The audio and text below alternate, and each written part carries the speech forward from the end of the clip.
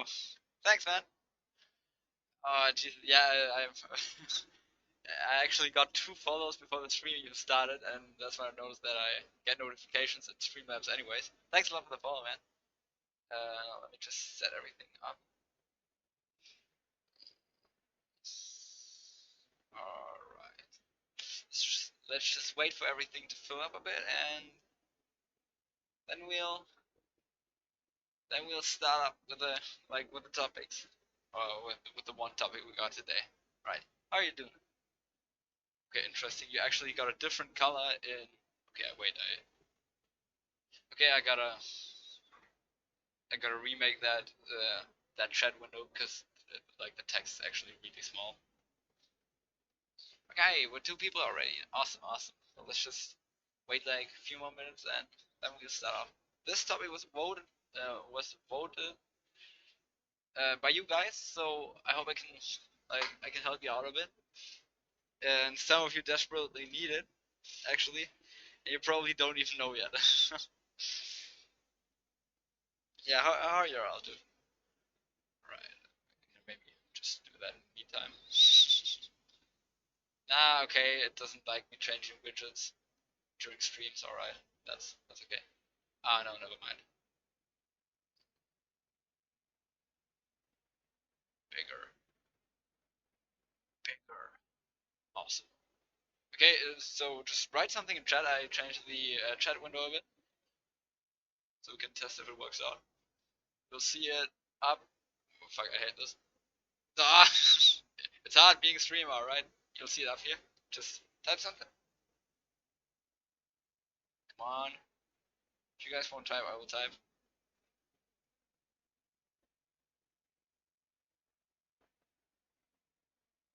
Awesome. Okay, yeah, not quite, but okay, let me just do that. Right, with 3 people already. Let's wait until the 3rd minute and then we'll start. Okay, text is too big. Text is too big. Let's just do this. Should be all right. Awesome. So, how are y'all doing? No one else gonna join? All right then, we'll start. So, as you already know, the topic of today's stream is how to maximize control over a match. A pretty broad topic, but there are some key points you kind of need to start off, with. Otherwise, you literally won't get anywhere. Oh, okay, we're 5 people. Awesome. Glad you're checking out the stream. But like, there are a few things you really just gotta learn at first before you can start actually playing mind games and stuff like that to keep control. Because the one thing most of you, or like a lot of people in general, are struggling with is getting control in the first place and noticing that they have control over a match. Because if you got it once, then it's basically just up to you to, or like it's just a matter of time. If you constantly gain control, they actually keep it for the rest of the match, right? Um, but before that, we kind of need to. Okay, we're 3 people again. I don't know where 2 of them went, but gaining control in the first place is usually the hard thing against better players. So that's kind of what we're trying to talk about today. I'll also quickly mention at the end of the stream how you keep control, but that's something that's a topic for another day because I wanted to keep the streams a bit shorter. So go figure. So first of all, let's kind of break down what control even is. When you control the match, you don't necessarily play flawlessly. That's a big point, and I mentioned this a lot, but you don't want to play perfectly because you literally can't play perfectly, right? So what controlling a match is simply being one step ahead of your opponent, or rather playing around the things your opponent wants to do well rather than badly, essentially. If you always get hit by the same stuff, you're not playing around your opponent well, and he has more of control against you. Think about it like a sort of bar, like down at the bottom. Just God, I fucking hate this. Like down at the bottom of this bar, you're basically you're You're the white part, and your opponent is yeah, you know what I mean. You're the blue part, your opponent is the white part, for example. And once that bar is basically full, you're in control. All right. So how do you fill that bar? Let's first break down when you actually got maximum control over what's happening. So the maximum amount of control starts with your character, right? If you can't control your character, you also can't control your opponent, right? Makes sense. So wait. So if you can't control your character in return, you can't control your opponent, right? So how do you control your character? You all know that you just like use the stick, right? But for example, whenever you do throw out a attack or something like that, you briefly lose control of your character. Meaning, in return, you can't control your character. You also can't control your opponent during that time, and you can't control the match in return, right? So every time you do attack, you throw away some control. Every time you do jump, every time you run to the ledge and just give up your stage, you give up like overall control on the match, and that is the one important thing to keep in mind. Every action you do that doesn't consist of literally just standing there shifts control. Every time you do commit to something, your opponent can capitalize on that, and you do simply lose some control over the match during that time. That is super important. And that is the one reason why mashing at top level is a terrible, terrible idea. It literally does not work.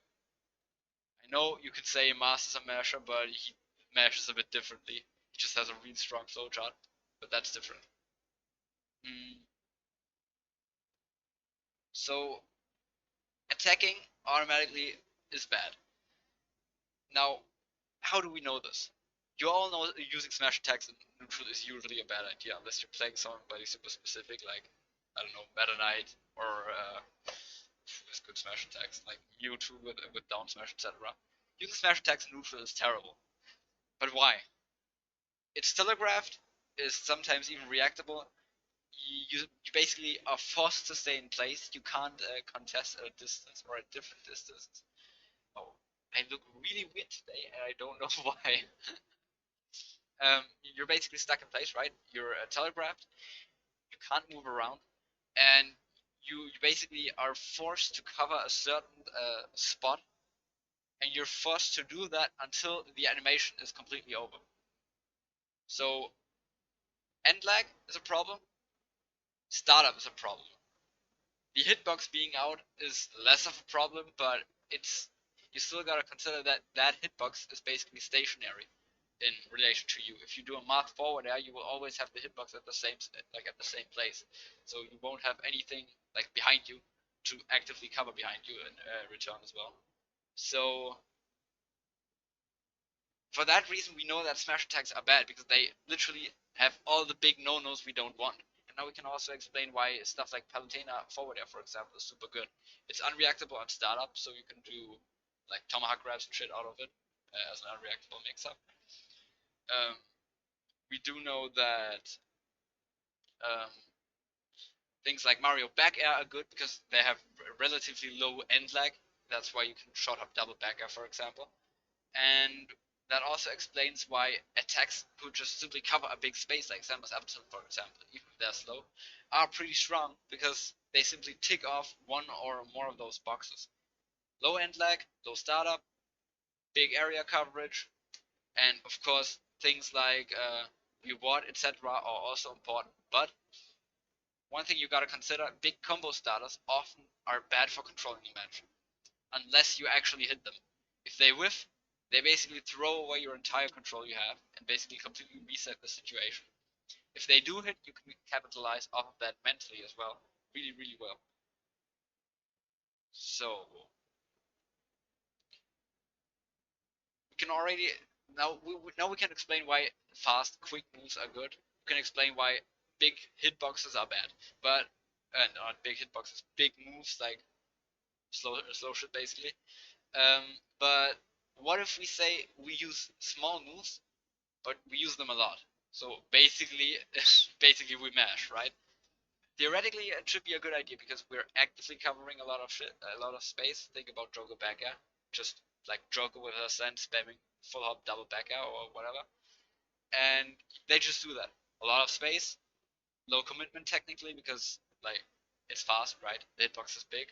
You cover a lot of space physically just with the hitbox, and you're staying mobile. Well, if I tell you you gotta fight a Joker who's just doing full hops and double back airs, you'll probably laugh at me because that's pretty garbage, right? Why? It technically fills those boxes, right? Um, well, simple. It's telegraphed, right? That's the one thing that a lot of people often miss, and which is how you beat mashers as well. They usually have their sequences. They usually have sequences of things they do one after another, like landing aerial to backdash to jump back in aerial to backdash, for example. That's something a lot of people do. And that is still telegraphed because in neutral, not only the move you do counts, but also what you do afterwards. Meaning, you basically consider a commitment the let's just actually separate it into two different phases, one after another. First of all, the active commitment phase, and second of all, the secondary commitment phase. The active commitment phase is basically when you jump at someone and you literally attack them, or you just move up basically, or you poke or whatever. When you basically actively commit to a move. And the secondary commitment phase is what you do afterwards. The strategy against characters like Palutena, who just spam forward air, for example, is to not punish the forward air, or Cloud with back air is the best example. You don't want to punish the back air, you instead want to punish what they do after. Because while the back air is completely safe, you can still punish their shot up, for example, right? So that is why secondary commitment is often extremely important as well, and a lot of new players especially overlook it, and that often gets them blown up. So every commitment has this sort of secret, or everything you do in neutral basically, because everything's a commitment as we already stated. Everything you do has more hidden commitment basically, and this hidden commitment is what good players are usually looking out for, because that can be punished even harder than just a save on whiff back air, right? So this is on one hand where you can get punished a lot, of course, but on the other hand, you can also really mess with your opponent, because now you get another layer of mix-ups, right? Because now you get, for example, you could back at them, or you couldn't back at them and tomahawk grab them, but you could also just back at them and then jump, or you could back air and then roll through them, or you could not back air and roll through them, etc., etc. So this is where you basically get this huge mix-up tree with just one move. But at the same time, it's often easy to cover multiple options of this huge tree basically. Jump up, like if you shield and jump up, for example, covers roll, your jump, your shielding in place after, etc. So you can basically kind of shrink the tree again. And this is where just fighting games in general are extremely dynamic, because you can usually cover multiple things with one option, and then do another option which covers other multiple things, etc. And it's a bit complicated, but if you do play, it's pretty simple, because you can usually just react to this stuff. And as we covered in like an earlier stream, reactions always good, right? So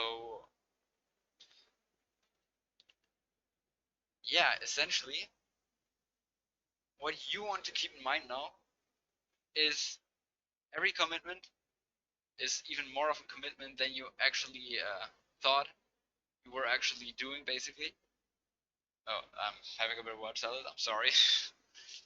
Every time you do something, you're putting yourself into even more danger than you actually thought. But not doing something is also bad, because people can abuse that. If you just stand there, you'll get hit by a burst option, right? So it's about a right balance. And how do you find that balance? Well, you need to look at what your opponent does essentially. If they are always jumping and you always dash attack, they will always jump over your dash attack and whiff punish you. You don't want that. So in order to keep yourself as safe as possible, keep your commitment as low as possible, and by just maximizing the control you have over the match in return, because more commitment means less control. You basically want to play off of what they are doing rather than off of what you want to do. If you control the match, then you can lead them into doing what you want them to do. So you can do the stuff you originally planned to do, like overall, right? With Meta Knight, my main game plan is to dash attack people, plain and simple.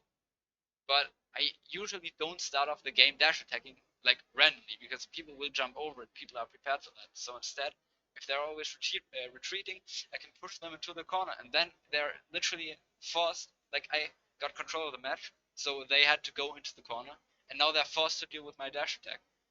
If they still jump over it, then I can air to air them, and I can just slowly sort of funnel them into my perfect options, like into my optimal stuff, into my dash attacks, into my landing nav. And whenever they try to break out, I'm essentially trying to preemptively stop them from just escaping that sort of spiral. If I think that they're gonna jump as a mix-up, I air to air them. If I think they're gonna roll, I'll like turn around, grab them, or something like that. And that is how you keep control, briefly. But the main thing that keeps people from just keeping control is not even gaining it in the first place. If you do make plays not based on what your opponent does, and you still win, because of course your opponent could just mess up or guess wrong, and you might still win an interaction, it doesn't give you any control anyways, because you don't know exactly why they do things and what they even want to do in the first place. So you basically just win neutral, but you don't have any information or like any idea how you actually keep them in your spiral, your like funnel, basically into your good options, which is basically the goal, right? But because you just randomly do things and just hit by luck, basically, you have no, like, absolutely zero ways of keeping them in, yeah, just like in your flowchart. So simply not mashing, paying attention, and playing off of your opponent rather than playing off of your intentions is a lot better than just mashing, essentially, because that's all that mashing is. Not playing off of your opponent, but rather playing off of what you want to do. That is mashing. Mashing doesn't necessarily mean you literally do those full hop double like Joker double back airs, basically. And that is a very extreme example, of course, but as long as you do anything that doesn't truly make sense in the context, you're not gaining any control over the match, and you're essentially wasting your opportunities, because if you just hit them, and you basically just get damage and stage control if you hit them randomly. But if you hit them with some thought behind that, you gain damage, you gain stage control, you gain information, and you gain like one less option to worry about at some point. And that is essentially what maximizing control is. You want to learn how your opponent thinks and how your opponent responds on top of what they want to do currently. It's like a filter, basically. Your main goal is finding out how they think and how they adapt. But to kind of like, to actually find that out, you gotta find out what they do in, like, what they want to do in the first place. Simply because that's what they like, what their adaptation is based on, right? People always think, okay, I'm doing this thing, but this thing doesn't work, so instead I will go from this thing to that thing. Simply because that's how like rock paper scissors etc. works. So without knowing where they are currently in their rock paper scissors triangle, for example, you won't be able to control them and guess what their next what their next step is. Plain and simple. It's like a gigantic circle, basically. You want to keep them, literally want to keep them in a sort of vortex at some point, which works especially well with stuff like with characters like Ike, who can be extremely oppressive, not expressive. Who can, for example, force shields by just jump naring at you, like full hop, pass full nair. Then if he did force shields, he could do jump, double jump nair, to keep you in shield for even longer. And then when you're conditioned to be in shield for even longer, he can do tomahawk grabs, because those are slower than a nair, right? And then you'll start moving again, and then you'll get hit by the regular nairs again. It's a circle. And if he thinks that you're gonna adapt backwards, so if you get naired and you shield, then he does those double jump nairs, and you, for example, just start rolling away, and he reads that, he can just do the normal nairs again and sort of draw you back into his circle of control. And he can funnel you back into his vortex, kinda. And to actually show this, I'll try to live analyze a match from Tweak, because Tweak is an insanely slow and really defensive player. And he automatically, just by being more defensive, which also incorporates being relatively passive often, he usually throws away very little control, which of course in return also gives you less opportunities to set up control. It's give and take, that's important.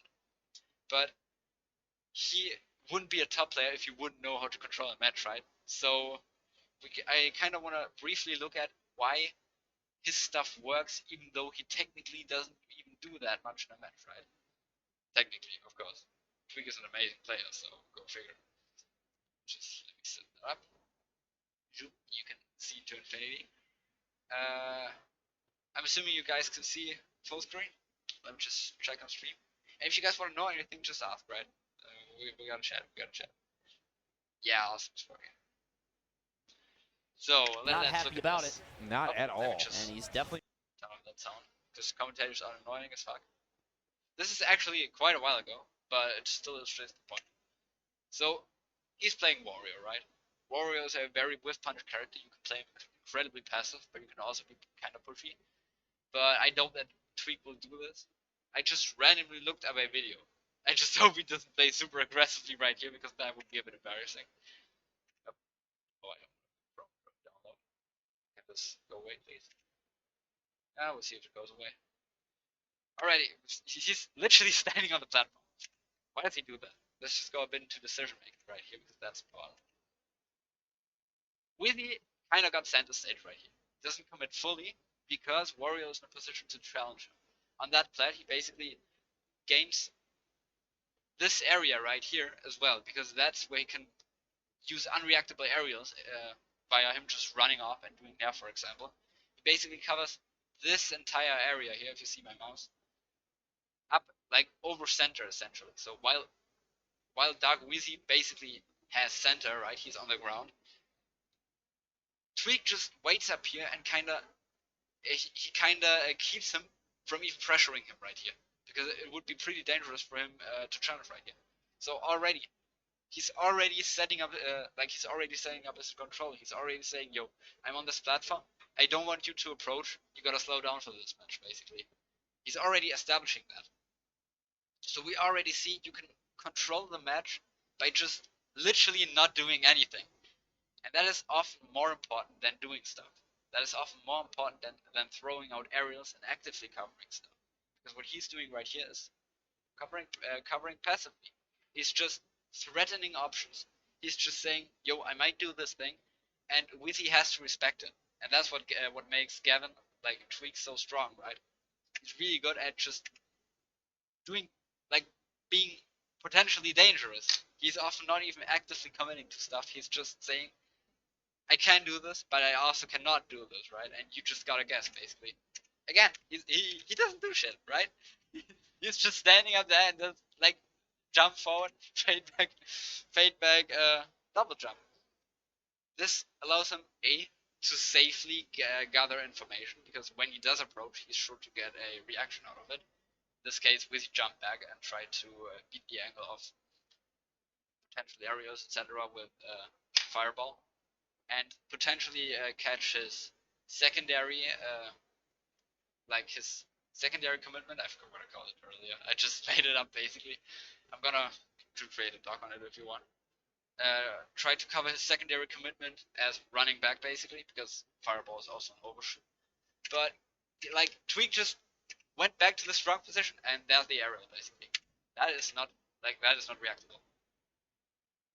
Yeah, YouTube. Like, bam. And this is where he mixes it up. This is where he could already start controlling the match. So he saw Wizzy respected what he did. Wizzy respected his positioning on the platform. So what he did is he faked an approach basically and went back to the platform, and then basically used because Wizzy now thinks, okay, he'll probably he'll probably stay passive. So when he does approach, he's most likely to return back to safe position. I'm assuming this, of course. I'm not Wizzy, right? But Gavin used that knowledge and mixed him up. He approached and then approached again, basically. So he kind of did a double approach, right? And kind of abused the fact that Wizzy tried to catch him going backwards, and it worked out, and he gets a combo out of that. Full combo, pressuring again, just not even doing that much stuff. That up air is completely safe. That's not really doing anything, right? Threatening the shield grab. Yeah, there he got hit. So we already see Tweak hasn't gotten hit until he actually committed. Like, that's just how you see how strong this is. Again, just fading back on the first time and then, like, approaching back in. Just, again, he's just standing on the platform. You kind of get the point, right? Not doing things is often a lot better than doing stuff, because now people are actually scared of you. They don't think, okay, I just gotta avoid his hitboxes. They think, okay, I gotta avoid whatever he's gonna do, and I have no idea what he's gonna do and when he's gonna do it, right? So that automatically gives them a lot more stuff to worry about than it gives you stuff to worry about. If they're doing the same thing, of course, it gets a bit tricky. But that's where we enter, like, actual, like, competent play, right? Yeah, just holding safe positions, that's an approach, like, that's a commitment. And he did get fucked for that, I don't agree with that one. But shit happens, right?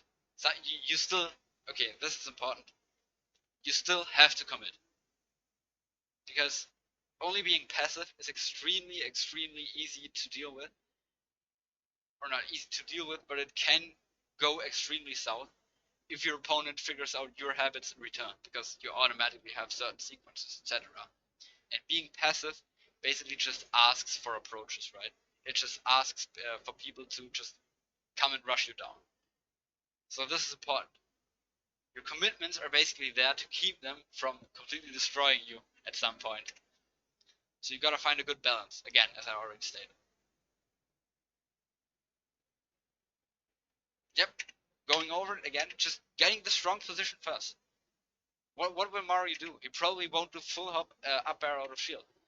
So he just does the safe thing again, essentially. He just gets positioning, he threatens, and then actually uses, like, actually attacks this time. Okay. Again, covering, fading back, again getting on the platform, getting on the strong position in this case. Yep, that was unsafe. This side, I like that. So what he did was he basically pretended to go onto the platform again. Oh no, never mind, just for fun. Okay, I didn't see that Mario grab right there. He's just, okay, so what he's doing right here, he stood on the platform before and punished him for it.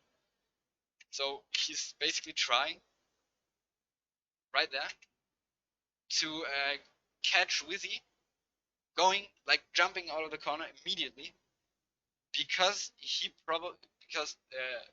probably thought that Wizzy expected him to go into the platform again. This was a huge bait, basically. Again, like, going into the whole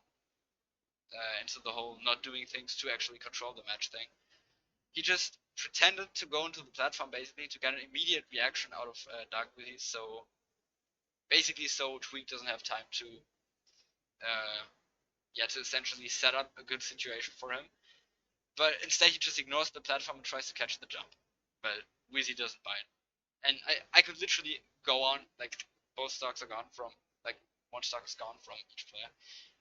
We could analyze the whole set right now, and it would just continue like this, basically. And again, I already said I'm going to keep the streams shorter from now on, so they're a bit easier, like, on YouTube, and just for, like, newer players to watch, so I'll stop right here. But essentially, if you want to learn more about this, and if you want to see how this actually looks, analyze Tweak.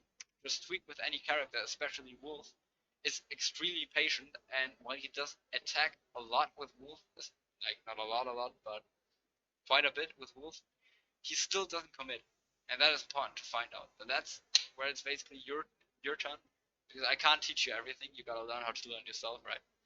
So I'm actually gonna end the stream here already, and thank you for everyone for watching. I know it was a bit small, and I didn't have a script for this one because I actually didn't have time to write one, and I kind of forgot.